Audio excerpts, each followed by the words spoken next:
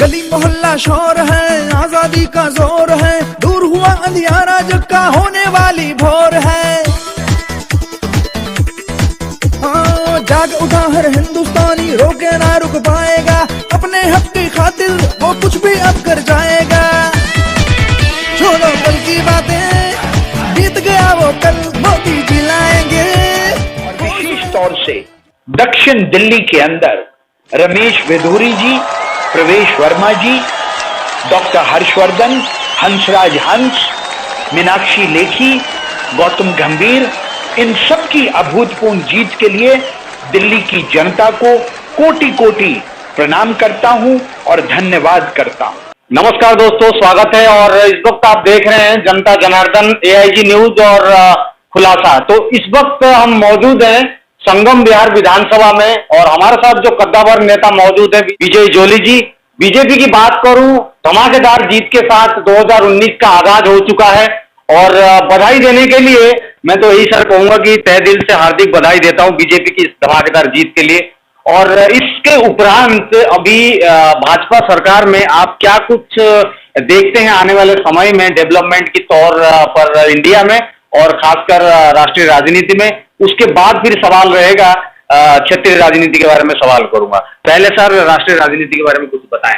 देखिए, भारत के अंदर भारतीय जनता पार्टी की इस ऐतिहासिक जीत पर मैं विशेष तौर से दिल्ली की जनता को प्रधानमंत्री नरेंद्र मोदी जी के नेतृत्व के अंदर भारतीय जनता पार्टी के राष्ट्रीय अध्यक्ष अमित शाह जी के दिन रात और मेहनत करने के नाते और विशेष तौर से दिल्ली में मनोज तिवारी जी के सफल नेतृत्व के नाते दिल्ली की 7 सीटों के ऊपर और विशेष तौर से दक्षिण दिल्ली के अंदर रमेश वेदूरी जी, प्रवेश वर्मा जी, डॉक्टर हर्षवर्धन, हंसराज हंस, मीनाक्षी लेखी, गौतम गंभीर, इन सब की अभूतपूर्व जीत के लिए दिल्ली की जनता को कोटि कोटि प्रणाम करता हूं और धन्यवाद करता हूं।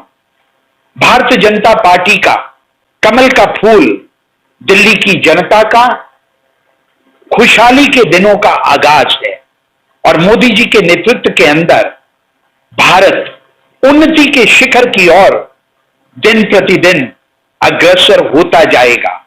ये भारत की जनता ने, देश के विकास ने, भारत के नौजवानों ने, भारत की महिलाओं ने, भारत के किसानों ने, भारत के प्रत्येक वर्ग ने भारत के विकास के अंदर मोदी जी के नेतृत्व के अंदर जो ऐतिहासिक अपना वोट, अपना सपोर्ट, अपना सहयोग और अपना प्यार अर्जित कर भारतीय जनता पार्टी को दिया है, ये वोट के प्रति हम नतमस्तक हैं और इस प्यार के प्रति भारतीय जनता पार्टी भारत के प्रधानमंत्री नरेंद्र मोदी जी के नेतृत्व में उसकी लाज रखेगी और भारत को दुनिया का 21वीं सदी का सर्वोत्तम देश बनाने से कभी भी पीछे नहीं हटे। जी बहुत धन्यवाद। और सर और एक सवाल है मेरे तरफ से कि 2014 में एक मोदी लहर के बाद और इतनी बड़ी जीत के बाद विपक्ष में जो नेता हैं, मैं आम आदमी पार्टी से खासकर दिल्ली की बात करूं और नेशनल कांग्रेस के तरफ से राहुल गांधी जी की बात करूं, तमाम जितने अलायंस है यानी कि महागठबंधन की बात करूं, उन्होंने कुछ सबक नहीं सीखी सर। और खासकर आप लोगों में यानी कि बीजेपी का अगर एक कार्यकर्ता भी होगा वो इस कदर आज की डेट में देखी जाए ऑर्गेनाइज तरीके से बीजेपी का प्रचार प्रसार और लोगों को रुझाने में और लोगों को समझाने में कामयाब हो पा रहे हैं, क्या आप उनको कुछ सजेशन देना चाहेंगे कि आने वाले 5 साल के बाद कुछ वजूद बना के विपक्ष को मजबूत करने के लिए क्या वो उस लायक भी हैं आज की डेट में, आप समझते हैं? देखिए, मैं सबसे पहले तो दिल्ली के परिप्रेक्ष्य में अरविंद केजरीवाल जी और आम आदमी पार्टी के कार्यकर्ताओं को एक सीख देना चाहता हूं। अरविंद केजरीवाल जी ने 2014 में और 2015 में कहा था, मैं ना किसी का साथ लूंगा और ना किसी का साथ दूंगा, लेकिन उन्होंने अपनी बातों से परे हटकर कांग्रेस का साथ लिया और 2019 के चुनावों के अंदर भीख का कटोरा लेकर कांग्रेस से गठबंधन करने के लिए कांग्रेस के पीछे भागते चले गए। राजनीति करने वालों को अपनी बातों पर हमेशा अडिग रहना चाहिए।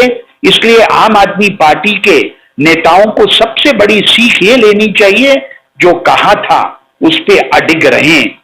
आम आदमी पार्टी ने कहा था कि दिल्ली के नौजवानों को हम वाईफाई की फ्री सुविधा देंगे, वो वाईफाई की सुविधा नहीं मिली है।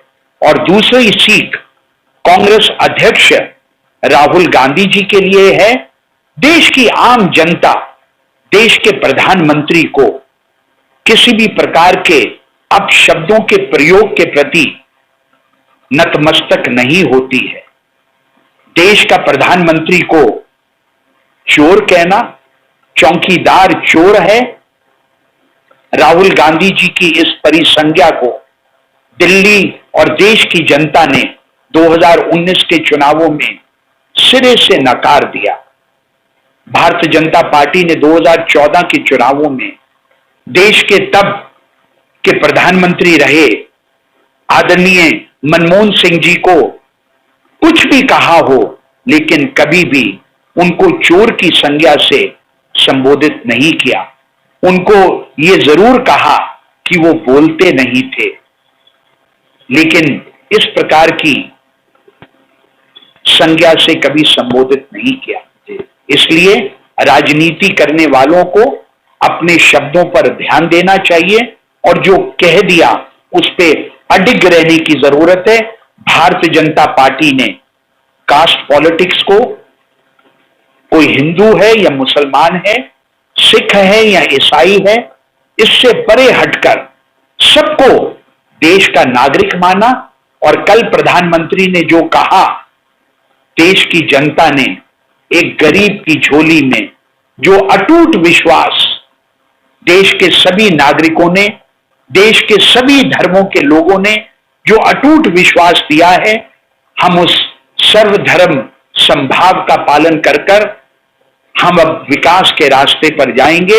और मेरी आशा है 6 महीने बाद दिल्ली विधानसभा के चुनावों में भी भारतीय जनता पार्टी का परचम लहराएगा और दिल्ली के विकास के अंदर भारतीय जनता पार्टी केंद्र के विश्वास के साथ दिल्ली सरकार के अंदर आकर दिल्ली की जनता के विश्वास को आगे ले जाकर दिल्ली का सर्वगीन विकास करवाने में संभव और सफल हो पाएगी, ऐसा मेरा विश्वास। जी। और सर, अभी नेशनल एजेंडा और नेशनल राजनीति के अलावा मैं अभी पूरा क्षेत्रीय मुद्दे पे बात करना चाहूंगा। दक्षिणी दिल्ली की बात करें और संगम विहार विधानसभा, देवरी विधानसभा 47 और अंबेडकर नगर विधानसभा में आप ग्राउंड रियलिटी देखे हैं और मैंने भी इस दौरान कैंपेन के माध्यम से आपको डेली बेस पे आपने बहुत मेहनत की है, सभी को पता है। खासकर संगम विहार विधानसभा की बात करें, आपने ग्राउंड रियलिटी देखी है। आम आदमी पार्टी की सरकार को किस तरीके से आप आलोचना करेंगे, समालोचना करेंगे, कितना काम रहा, कितना कुछ बचा और क्या कुछ होना बाकी है, और आने वाले विधानसभा इलेक्शन में क्या बीजेपी फिर पुनः दिल्ली में सरकार बनाने में कामयाब हो पाएगी, ऐसा समझते हैं? क्या समझते हैं सर? देखिए, आम आदमी पार्टी ने 2014 और 2015 के दिल्ली विधानसभा के चुनावों में कहा था कि हम दिल्ली की सारी अनधिकृत बस्तियों को दिल्ली सरकार में आने के 1 साल में आने के बाद पारित कर देंगे, लेकिन संगम विहार आज भी पारित नहीं हुआ। आम आदमी पार्टी ने कहा था कि हम इन अनधिकृत बस्तियों में जो पीने के पानी की सुविधा है उसको 24 घंटे 7 दिन ये व्यवस्था और सुविधा दे देंगे। मैं पूछना चाहता हूं, संगम विहार में आम आदमी पार्टी के विधायक दिनेश मोहानिया यहां से विधायक बने, जो दिल्ली जल बोर्ड के दिल्ली में वाइस चेयरमैन है, लेकिन 4.5 साल बीत जाने के बाद भी आप रतिया मार्ग पर चले जाओ, वहां पर आज भी गंदे पानी के सीवर की व्यवस्था वो करवा पाने में सक्षम नहीं हुए। अभी हाल ही में उन्होंने संगम विहार के विभिन्न ब्लॉकों के अंदर पीने के पानी की पाइपलाइंस का उद्घाटन किया। 4.5 साल संगम बिहार से आम आदमी पार्टी के विधायक दिनेश मोहानिया क्या सोए रहे? उनको चुने जाने के 6 दिन के बाद इस प्रकार की पाइपलाइन दिलवाने की क्या सुध-बुध लेनी नहीं चाहिए थी? 4.5 साल सोए रहे। अब 6 महीने के बाद दिल्ली विधानसभा के दोबारा चुनाव आने वाले हैं। क्या ये संगम बिहार की जनता को बेवकूफ समझते हैं? चुनाव पास आ जाएंगे, फिर ये सरकारी व्यवस्थाओं और सरकारी योजनाओं का उद्घाटन करेंगे और फिर चुनावों के बाद तक उन कामों को लटकाकर रखेंगे। मेरा ये मानना है, आम आदमी पार्टी ने वाईफाई की जो वादा किया था पूरा नहीं किया। इन्होंने कहा था दिल्ली में 500 नए स्कूलों को बनवाएंगे, उन स्कूलों को पूरा नहीं किया। और संगम बिहार की सड़कों पर आओ तो मानो लगता है रतिया मार्ग पर आप किसी ऊंट के ऊपर बैठकर चले आए हो। गंदे ढेर लगे हुए, उन ढेरों को उठवाने के लिए संगम बिहार के विधायक नगर निगम के पार्षदों के साथ कोऑर्डिनेशन करवा पाने के अंदर सफलता असफल साबित हुए। पीने के पानी के व्यवस्था करवा पाने में असफल साबित हुए। गंदे पानी के सीवर की व्यवस्था करवा पाने में असफल साबित हुए। इस क्षेत्र के विकास करवा पाने में आम आदमी पार्टी के विधायक, चाहे वो संगम बिहार के दिनेश मोहानिया हो या मंगल बाजार और देवली रोड के ऊपर जो इनके साथी विधायक प्रकाश जारवाल हो, वो भी यहां पर पूर्णतः असफल साबित हुए। इसलिए मेरा ये मानना है, क्षेत्र की जनता सब कुछ जानती है, सब कुछ पहचानती है। टूटी सड़कें, यहां के आम आदमी पार्टी के विधायकों की बदहाली देखने के बाद इन चुनावों में जो 6 महीने के बाद होने वाले हैं, इनको बाहर का रास्ता दिखाएगी और यहां के विकास के लिए भारतीय जनता पार्टी के उम्मीदवारों को अपना उम्मीदवार बनाकर दिल्ली विधानसभा में भेजेगी, ताकि केंद्र में भारतीय जनता पार्टी की सरकार और दिल्ली विधानसभा में भारतीय जनता पार्टी की सरकार मिलजुल कर, हाथ मिलाकर दिल्ली के लोगों के दुख और दर्द का हमदर्द बनकर उनके समस्याओं का निदान और समाधान करवा पाने में सक्षम रूप से आगे बढ़कर समाधान करवा पाए, ऐसा मेरा विश्वास है।